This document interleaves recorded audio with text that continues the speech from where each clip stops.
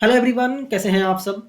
यदि आपने income tax refund के चक्कर में अपने आईटीआर को फाइल किया है और फेक डिडक्शंस या फिर फेक अलाउंसेस दिखा के फाइल कर दिया है, फाइल करने के बाद आपका इनकम टैक्स का रिफंड आपको क्रेडिट भी हो गया है, तो ये वीडियो आपके लिए बहुत इंपॉर्टेंट है क्योंकि इस वीडियो में हम डिस्कस करने वाले हैं इंटरेस्ट अंडर सेक्शन 234D, जिसको बोलते हैं interest on excess income tax refund. Detail में डिस्कस करेंगे इस वीडियो को पूरा जरूर देखिएगा ताकि आपको समझ में आ सके। वीडियो स्टार्ट करें इससे पहले अगर अगर आप चैनल पर नए हैं, चैनल को सब्सक्राइब कीजिए और बेल आइकन प्रेस करना मत भूलिए क्योंकि हम ऐसे ही वीडियोस लाते रहते हैं। तो आइए वीडियो को स्टार्ट करते हैं। पहला सवाल ये आता है कि सेक्शन 234D होता क्या है। ठीक है, तो मान लीजिए आप एक टैक्स पेयर हैं, आपने अपना इनकम टैक्स का रिटर्न फाइल कर दिया। फाइल करने के बाद आपने अपना रिफंड ले भी लिया। ठीक है, लेने के बाद आपको ऐसा पता चला कि कुछ मिस कैलकुलेशन की वजह से आपने कम रिफंड क्लेम किया था, तो आप क्या करेंगे, आप सीधा रिटर्न को रिवाइज करेंगे और जो एक्चुअल रिफंड है वो क्लेम करेंगे और आपका रिफंड आ जाएगा। ठीक है, ये तो एक केस हुआ। दूसरा केस अपोजिट भी हो सकता है। मान लीजिए आपने इनकम टैक्स का रिटर्न फाइल कर दिया। ठीक है, फाइल करने के बाद आपने रिफंड क्लेम कर लिया, बट बाद में इनकम टैक्स ऑफिसर को रेगुलर असेसमेंट करते वक्त पता चला कि आपने क्या किया है, आपने एक्सेस रिफंड क्लेम किया है। तो जो आपने एक्सेस रिफंड क्लेम किया है वो आपको रिटर्न करना पड़ेगा और रिटर्न करते वक्त आपको इंटरेस्ट पे करना पड़ेगा अंडर सेक्शन 234D। नेक्स्ट सवाल ये आता है कि इंटरेस्ट कब लेते हैं अंडर सेक्शन 234D में। ठीक है, तो अगर आपने रिफंड क्लेम कर दिया है, आपके बैंक में रिफंड आ गया है। ठीक है, फर्दर इनकम टैक्स डिपार्टमेंट ने स्क्रूटनी की है, स्क्रूटनी में पता चला है उनको कि आपने एक्सेस रिफंड क्लेम कर लिया है या फिर इनकम टैक्स डिपार्टमेंट ने एक्सेस रिफंड आपको दे दिया है। ठीक है, इस केस में आपका रिफंड जो एक्सेस हुआ है वो आपसे लिया जाएगा, प्लस आपसे इंटरेस्ट भी लिया जाएगा। ठीक है, इस केस में ही आपको सेक्शन 234D में इंटरेस्ट पे करना पड़ता है।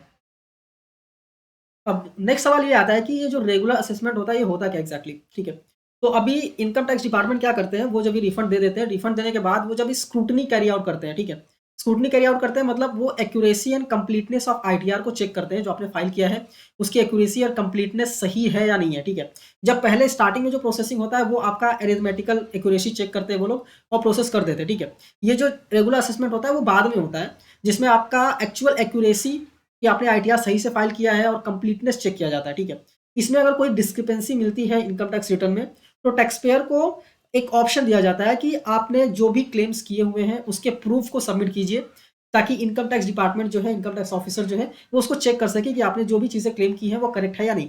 ठीक है, अगर एविडेंस जो आपने सबमिट किया है अगर वो सेटिस्फैक्ट्री नहीं होता है तो इनकम टैक्स डिपार्टमेंट ये कहता है कि आपको एक्सेस रिफंड दे दिया गया है, अब आप क्या कीजिए, आप जो एक्सेस रिफंड लिया है आपने, आप उसको वापस कीजिए। ये होता है बेसिकली रेगुलर असेसमेंट। नेक्स्ट सबसे इंपॉर्टेंट सवाल ये आता है कि ये जो सेक्शन है 234D, इसमें रेट ऑफ इंटरेस्ट क्या होता है और कितने से कितने टाइम तक ये जो इंटरेस्ट है वो लगता है।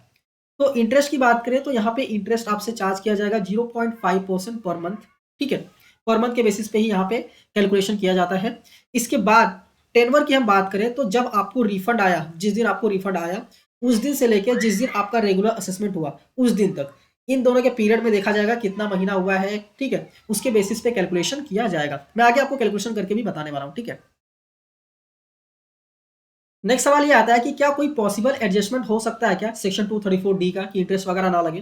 तो हो सकता है, अगर आपको ऑर्डर्स रिसीव हुए हैं ये सेक्शंस में, यहाँ पे सेक्शंस लिखे हुए मैंने, इन सेक्शंस में अगर आपको ऑर्डर रिसीव हुए हैं और ऑर्डर ये बोलता है कि जो रिफंड ग्रांट किया गया है वो करेक्ट है। ठीक है, अगर ऑर्डर ये बोलता है तो ये जो एडजस्टमेंट है 234D का वो कर दिया जाएगा और आपसे कोई भी इंटरेस्ट वगैरह नहीं चार्ज किया जाएगा। ठीक है, अभी नेक्स्ट सवाल ये आता है कि इंटरेस्ट का कैलकुलेशन जो होता है वो कैसे होता है। तो इंटरेस्ट का कैलकुलेशन ये सेक्शन में बताया, रूल में बताया गया है बेसिकली 119A में। इसमें बताया गया है कि एनुअल बेसिस पे और मंथली बेसिस पे कैलकुलेशन हो सकता है। ठीक है, एनुअल बेसिस पे बहुत कम करते हैं बट मंथली बेसिस पे अक्सर देखा गया है कि मंथली बेसिस पे कैलकुलेशन किया जाता है। ठीक है, तो यहाँ पे जो मंथ है ना उसको पूरा काउंट किया जाता है। ठीक है, यहाँ पे जो मंथ है उसको पूरा ही काउंट किया जाता है, राउंड ऑफ कर दिया जाता है। मान लीजिए कि 1 महीने और 15 दिन हो गया तो उसको डायरेक्ट 2 महीने लिया जाएगा, या फिर 2 महीने 20 दिन हो गया तो उसको 3 महीने लिया जाएगा। ठीक है, तो राउंड ऑफ कर दिया जाता है मंथली बेसिस पे अगर कैलकुलेशन होता है तो।